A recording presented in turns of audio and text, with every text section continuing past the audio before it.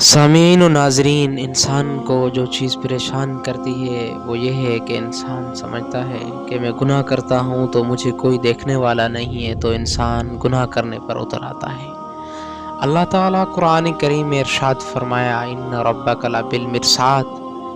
مرصاد کے متعلق مفسرین کرام نے لکھا ہے کہ مرصاد کہتے ہیں کہ شکاری جب شکار کرتا ہے تو اپنے آپ کو ایسے ہی باندھ کے رکھتا ہے، حتیٰ کہ اپنے سانس کو بند کر دیتا ہے تاکہ وہ شکار بھاگ نہ جائے۔ تو اللہ تبارک و تعالی اپنے بندوں کو بھی اس طرح دیکھ رہا ہے کہ بندے میرے کیا کر رہے ہیں۔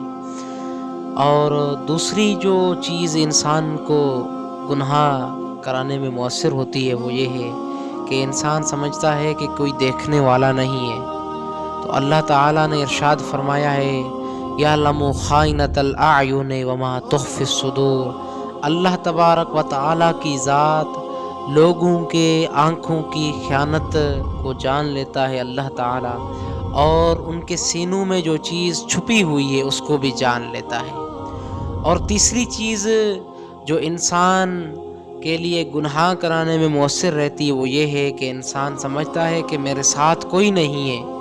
اگر اس کے سامنے 5 سال کا بچہ ہوتا ہے تو وہ گناہ نہیں کر سکتا۔ تو جب یہ چیز اس کے ذہن میں آتی ہے تو گناہ کو چھوڑ لیتا ہے، لیکن جب کوئی چیز ان کے ساتھ نہیں ہوتی، وہ بندہ سمجھتا ہے کہ میرے ساتھ کوئی نہیں چیز ہے، لہٰذا میں گناہ کر لیتا ہوں۔ اللہ تعالیٰ نے قرآن کریم میں ارشاد اس کے متعلق فرمایا، وَهُوَ مَعَكُمْ أَيْنَمَا كُنْتُمْ۔ میں تمہارے ساتھ ہوں جہاں کہیں تم ہو، دنیا کے کسی کونے میں ہو، میں تمہارے ساتھ ہوں، تمہیں دیکھ رہا ہوں۔ اور چوتھی چیز یہ ہے کہ بندہ بے حیا بن جاتا ہے، بے شرم بن جاتا ہے، ڈھیٹ بن جاتا ہے کہ اسے کوئی پرواہ نہیں ہوتی ہے۔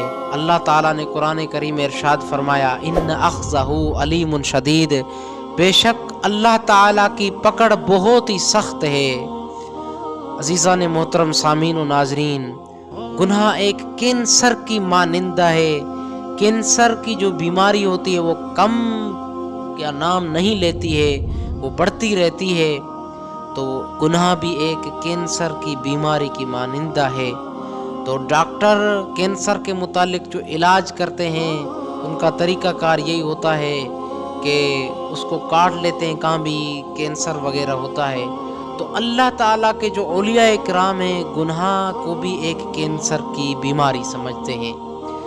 اللہ تعالیٰ کے اولیاء کرام اور عوام میں فرق یہ ہے کہ اللہ تعالیٰ کے جو پیارے بندے ہیں، مقرب بندے ہیں، صالح عارفین ہیں، وہ اپنے اعمال کو بڑھاتے ہیں، اچھے عمل کرتے ہیں، اور اچھے عمل ان کو ضائع نہیں کرتے ہیں، تبھی وہ اللہ تعالیٰ کے ہاں مقرب بنتے جاتے ہیں۔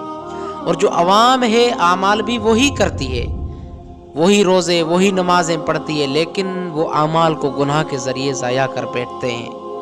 گناہ ایک سانپ کی طرح ہے۔ سانپ کتنا ہی خوبصورت ہوتا ہے لیکن اسے کوئی ہاتھ نہیں لگاتا ہے، کیوں؟ اس سے خطرہ ہے، اس کی جان کو خطرہ ہے۔ تو گناہ بھی دیکھنے میں تو اچھا لگتا ہے، اس کی لذت بظاہر تو اچھی ہوتی ہے، لیکن اس کا جو انجام ہے، اس کا اثر ہے بہت ہی برا ہے۔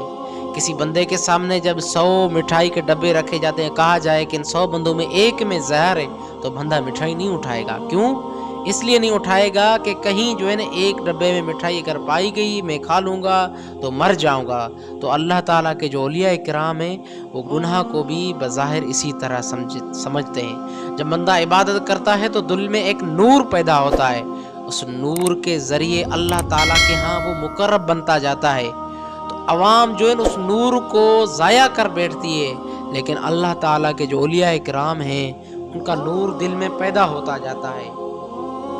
ہماری دل ایک پانی کی ٹینک کی طرح ہے، جس ٹینک میں پانی آتا ہے، جمع ہوتا ہے، کوئی بھی چیز اس میں جمع کر لیں، لیکن اگر اس ٹینک کے نیچے اس کے وال وغیرہ کھلے رہیں گے، پانی جتنا آئے گا وہ ضائع ہوتا جائے گا۔ تو دل بھی اس طرح ہے، اگر وہ نور جو اس میں جمع ہوا ہے اگر گناہ بندہ کرے گا تو نور ضائع ہو جائے گا۔ ایک شخص نے کسی बुजुर्ग से पूछा कि मैं बहुत ही परेशान हूँ, मुझे कोई ऐसा हल बताएं कि मेरी नज़रें महफूज हो जाएं। मैं बाज़ार से गुज़रता हूँ तो मेरी नज़रें महफूज नहीं रहती हैं। तो उस बुजुर्ग ने कहा कि एक प्याला जो दूध से भरा हुआ मेरे पास लेके आए। वो जब बंदा वो प्याला जो दूध से भरा हुआ था वो सामने लेके आया, तो उस बुजुर्ग ने कहा कि ये दूध का जो प्याला है वो बाज़ार में जो फलां जगह पे फलां शख्स बैठा हुआ है उसको देकर आए, और आपके साथ एक बंदा मैं भेजता हूँ कि अगर ये दूध का प्याला बीच में गिर गया तो तुझे जूते ये मारेगा। तो वो शख्स उसी डर के उसी खौफ से उसके साथ गया।